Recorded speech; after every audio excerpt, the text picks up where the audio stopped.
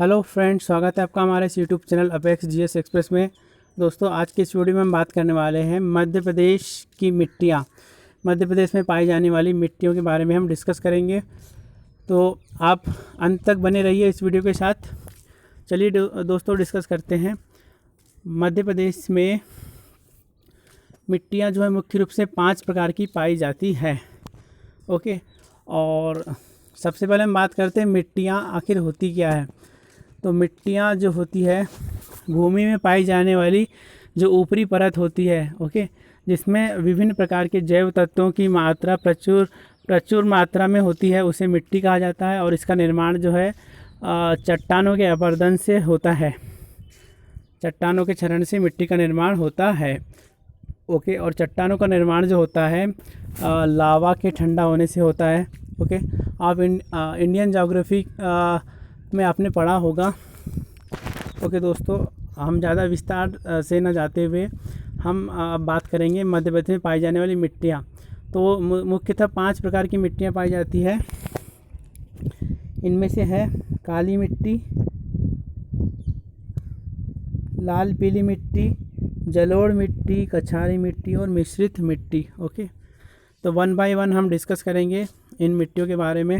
तो सबसे पहले हम बात करते हैं काली मिट्टी। काली मिट्टी के बारे में, काली मिट्टी के अन्य नाम जो है रेगुर मिट्टी भी कहा जाता है, कन्नर मिट्टी तथा भर्री मिट्टी भी इसे कहा जाता है। तो एग्ज़ाम में पूछा जा सकता है आपसे कि रेगुर मिट्टी जो है किस प्रकार की मिट्टी को कहा जाता है, तो आप आंसर करेंगे काली मिट्टी।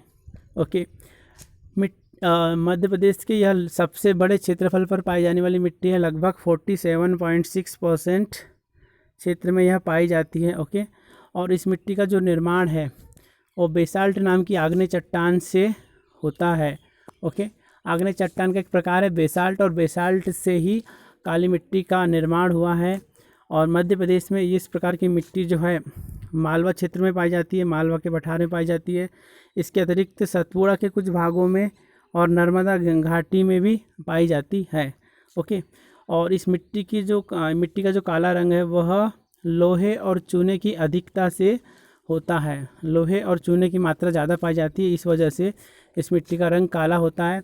और इसकी जल धारण क्षमता काफ़ी कम होती है, और यह सूखने पर जिसमें क्रैक्स आ जाते हैं, दरारें आ जाती है। ओके, नेक्स्ट पॉइंट डिस्कस करते हैं। ओके, इस मिट्टी में फास्फोरस, नाइट्रोजन और जैव पदार्थों की कमी होती है। ओके, फास्फोरस, नाइट्रोजन और जैव पदार्थों की कमी आपको सभी प्रकार की मिट्टियों में देखने को मिलेगी। ओके, और सबसे इम्पॉर्टेंट है, यह जो मिट्टी है कपास की खेती के लिए सर्वाधिक उपयुक्त मानी जाती है। ओके, सर्वाधिक उपयुक्त होती है कपास की खेती के लिए। ये काफ़ी बार एग्जाम में पूछा चुका है। और काली मिट्टी जो है भारत में सबसे ज़्यादा होती है, महाराष्ट्र राज्य में पाई जाती है सबसे ज़्यादा, उसके बाद मध्य प्रदेश में पाई जाती है। काली मिट्टी का काला रंग जो है काली मिट्टी का जो रंग है, ओके, वह इसी कारण होता है, हमने देख चुका है। ओके, और अब हम बात करेंगे रंग तथा मोटाई के आधार पर इस मिट्टी को हम निम्नलिखित 3 भागों में विभाजित करते हैं, जिनमें से साधारण काली मिट्टी, गहरी काली मिट्टी और छिछली काली मिट्टी। ये 3 प्रकार हैं। साधारण काली मिट्टी जो है कुल क्षेत्रफल के 37% भाग पर पाई जाती है। गहरी काली मिट्टी 3.5% भाग पर पाई जाती है, और छिछली काली मिट्टी 7.1% भाग पर पाई जाती है। तो इनके बारे में भी हम डिस्कस करते हैं।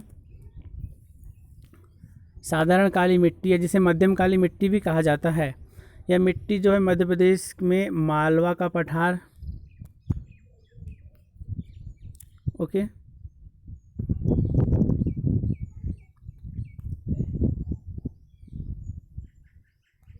साधारण काली मिट्टी जिसे मध्यम काली मिट्टी भी कहा जाता है, मध्य प्रदेश के मालवा का पठार, उत्तरी मध्य प्रदेश तथा निमाड़ अंचल में पाया जाता है, और लगभग 400 लाख एकड़ क्षेत्र में पाई जाती है। ओके, और यह राज्य में सबसे अधिक क्षेत्रफल पर पाई जाने वाली मिट्टी है। ओके, काली मिट्टी सर्वाधिक क्षेत्र में पाई जाती है, और काली मिट्टी में भी जो साधारण काली या मध्यम काली मिट्टी है वह सर्वाधिक भूभाग पर पाई जाती है, लगभग 37% भाग पर पाई जाती है। ओके, ये तो थे साधारण काली मिट्टी के बारे में पॉइंट्स। ओके, अब हम बात करेंगे जो सेकंड क्लासिफिकेशन है गहरी काली मिट्टी।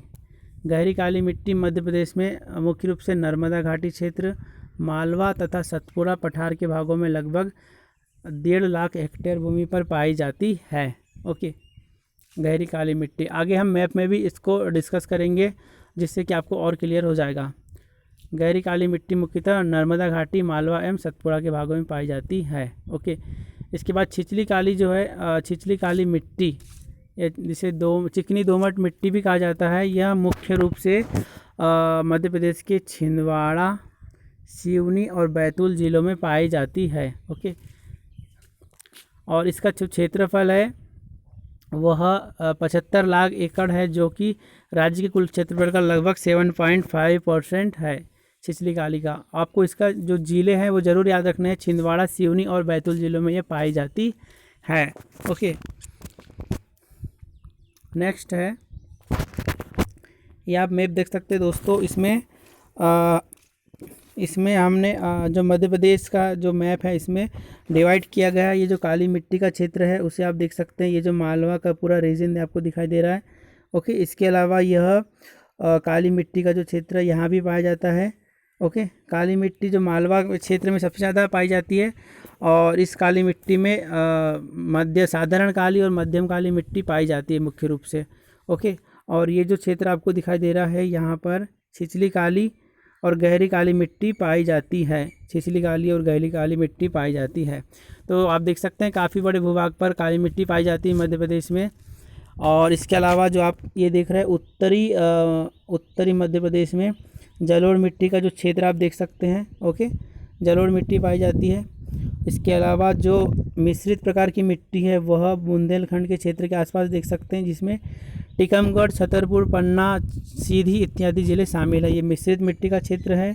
और ये जो आप देख रहे हैं ये बड़ा सा भूभाग, ये लाल पीली मिट्टी का क्षेत्र है। ओके, ये भी काफ़ी दूसरे नंबर पे सबसे ज़्यादा क्षेत्रफल पर पाई जाने वाली मिट्टी लाल पीली मिट्टी। ओके, और ये जो आप देख रहे हैं ये भी लाल पीली मिश्रित प्रकार की मिट्टी है। लाल पीली मिट्टी के अंतर्गत ही इसमें मिक्स टाइप की जो मिट्टी है वह उसका क्षेत्र है। ओके, इस प्रकार से हमने देखा मैप के माध्यम से 5 जो प्रमुख क्षेत्र हैं ये मिट्टियों के। उम्मीद करते हैं आपको समझ आया होगा दोस्तों। चलिए अब नेक्स्ट पॉइंट डिस्कस करते हैं। अब हम बात करेंगे लाल पीली मिट्टी। लाल पीली मिट्टी जो है इसका निर्माण जो है आर्कियन, धारवाड़, लाल पीली मिट्टी का निर्माण आर्कियन, धारवाड़ तथा गोंडवाना चट्टानों के क्षरण से हुआ है। ओके, और लाल पीली मिट्टी जो है इसका लाल रंग क्यों होता है और पीला रंग, उसके भी कुछ रीजंस है। इसी कारण इसका रंग लाल और पीला होता है। लाल रंग इसमें लोहे के ऑक्सीकरण या फेरिक ऑक्साइड के कारण होता है। वहीं जो पीला रंग है फेरिक ऑक्साइड के जल योजन, अर्थात जो फेरिक ऑक्साइड है जब वो जल से क्रिया करेगी तो वह इस प्रकार का रंग देगी। ओके, पीला रंग। तो लाल रंग लोहे की ऑक्सीकरण के कारण होता है या फेरिक ऑक्साइड के कारण होता है, पूछा जाता है दोस्तों एग्जाम में। तो आप ज़रूर याद रखेंगे लाल मिट्टी का जो लाल रंग है फेरिक ऑक्साइड के कारण होता है, और पीला रंग जो होता है फेरिक ऑक्साइड के जल योजन के कारण होता है। ओके, इस मिट्टी में नाइट्रोजन और ह्यूमस की कमी होती है। नाइट्रोजन की कमी लगभग सभी प्रकार की मिट्टियों में होती है, और ह्यूमस जो जैव पदार्थ मिले होते हैं मिट्टी में उसे ह्यूमस कहा जाता है। ओके, वनस्पतिक पदार्थ मिले होते हैं उसे ह्यूमस कहा जाता है। तो ह्यूमस की प्रचुरता होना भी आवश्यक होता है मिट्टी की उर्वरकता के लिए। ओके, और इस प्रकार की मिट्टी जो है लाल पीली मिट्टी, यह जो काली मिट्टी से कम उपजाऊ होती है और जलोढ़ मिट्टी से भी कम उपजाऊ होती है। काफ़ी उर्वरकता इसकी कम होती है। पीएच मान की बात की जाए तो इसका पीएच मान होता है 5.5 से 8.5 तक। ओके, और इस प्रकार की मिट्टी जो है दक्षिणी मध्य प्रदेश में, दक्षिण पूर्वी मध्य प्रदेश में पाई जाती है। ओके, और बघेलखंड के पठार में भी पाई जाती है। ओके दोस्तों, और इस प्रकार की मिट्टी में चूँकि क्या है उर्वरकता कम होती है, और चूँकि उर्वरकता कम पाई जाती है और इस प्रकार का जो क्षेत्र यहाँ पर धान की जो खेती अधिक मात्रा में की जाती है।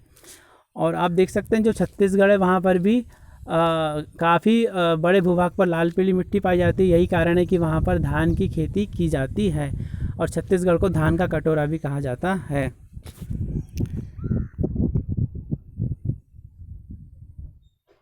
मध्य प्रदेश में लाल पीली मिट्टी का क्षेत्र जो है मुख्य रूप से मंडला, बालाघाट, शहडोल और सीधी जिलों में पाया जाता है और धान की खेती के लिए यह मिट्टी जो है सर्वाधिक उपयुक्त होती है। बहुत ज़्यादा इंपॉर्टेंट क्वेश्चन है दोस्तों। ओके, और मध्य प्रदेश के कुल क्षेत्रफल के लगभग 33% भाग पर यह पाई जाती है। आप करेक्शन कर लीजिए, 40 की जगह 33 आएगा। ओके, लाल पीली मिट्टी जो है मध्य प्रदेश के कुल क्षेत्रफल के लगभग 33% भाग पर पाई जाती है। तो ये सारे पॉइंट्स हमने डिस्कस कर लिए लाल पीली मिट्टी के बारे में।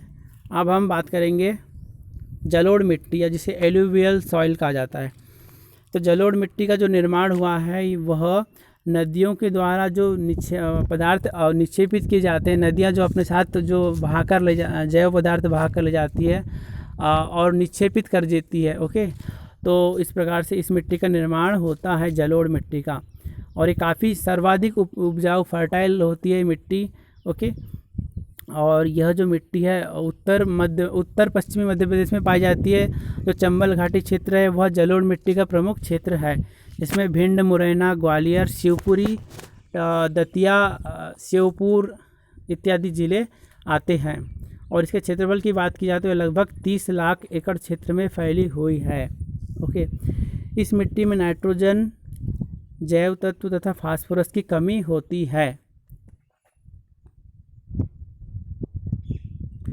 जलोढ़ मिट्टी में मुख्य रूप से तिलहन, सरसों, गन्ना, कपास, गेहूं इत्यादि की फसल लगाई जाती है। ओके दोस्तों, तिलहन की फसल काफ़ी बोई जाती है। सरसों भी आप देख सकते हैं, सरसों काफ़ी मात्रा में उगाई जाती है दोस्तों। काफ़ी उपजाऊ मिट्टी होती है ये। ओके, और इस मिट्टी में बालू, शिष्ट तथा मृत्तिका का जो अनुपात होता है वह होता है 50:19.6 अनुपात 29.4 होता है। ये रेशो होता है। ओके, और सबसे इम्पोर्टेंट पॉइंट है, इस मिट्टी में कार्बोनेट की मात्रा अधिक होती है। मुख्य घटक इसका होता है कार्बोनेट, और कार्बोनेट का अधिकता होने के कारण यह जो है उदासीन प्रकृति की होती है। तो आपसे पूछा जा सकता है किस प्रकार की मिट्टी में कार्बोनेट की अधिकता होती है, तो आप आंसर करेंगे जलोढ़ मिट्टी में। और चंबल घाटी क्षेत्र इसका प्रमुख क्षेत्र है। आप समझ ही चुके होंगे, मैप के माध्यम से भी आपने देख चुका है। और इस क्षेत्र में मृदा अपरदन की प्रॉब्लम सर्वाधिक होती है। ओके, मिट्टी का जो कटाव होता है उसे मृदा अपरदन कहा जाता है। उसका कारण है कि इन क्षेत्रों में वनस्पतिक पदार्थ है। यहाँ की मिट्टी में वनस्पतिक पदार्थ कम मात्रा में होते हैं, इसी कारण से यहाँ पर क्षरण काफ़ी मात्रा में होता है।